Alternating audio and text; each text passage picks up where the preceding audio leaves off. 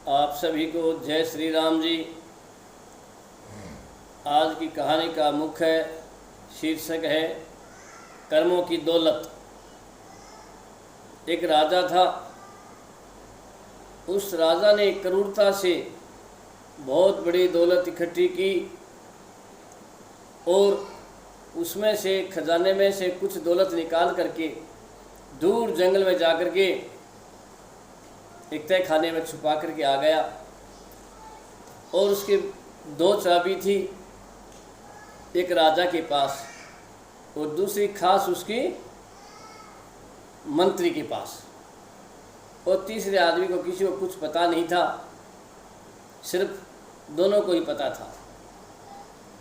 एक दिन राजा किसी को बिना बताए अपने जंगल वाले खजाने को देखने के लिए निकल गया।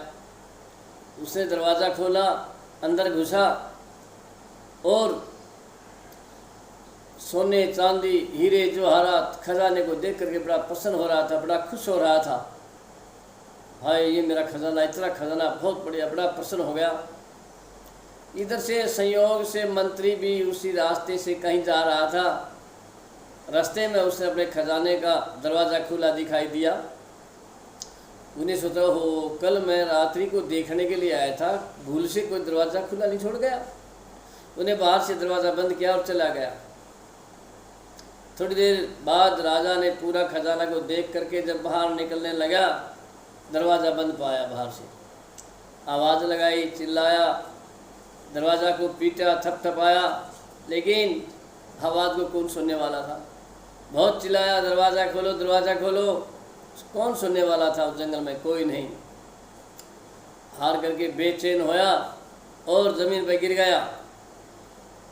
शाम हो गई, भूख प्यास लगी, बड़ा बेचैन होया, लेकिन कोई उपाय नहीं सूझा। आखिर में वो हीरे और जवाहरों के पास गया। हीरे जवाहर से बोला, अरे हीरे जवाहर, मुझे आप पानी पिला दो, जैसे बोल रहे हो। इधर सोना चांदी के पास, सोना चांदी से बोला, जी आप मुझे एक खाना खिला दो, एक निवाला ही दिला दो, लेकिन कुछ नहीं। वो बेहोश होकर के गिर गया। जो ही उसको चेत हुआ, उसने सारा सोना चांदी हीरा जवाहरात दौलत को बिखेर दिया। वो कुछ लोगों को बताना चाहता था, शिक्षा देना चाहता था, लेकिन उसके पास कोई कागज कलम नहीं था। उसने आखिर में अपनी एक पत्थर से उंगली को फोड़ा, उससे खून निकले। उस खून से उसने लिख दिया दीवार पर कि ये हीरे जवाहरे सोना चांदी, इस दौलत ने मुझे एक गिलास पीने का पानी और एक निवाला तक भी नहीं दिया।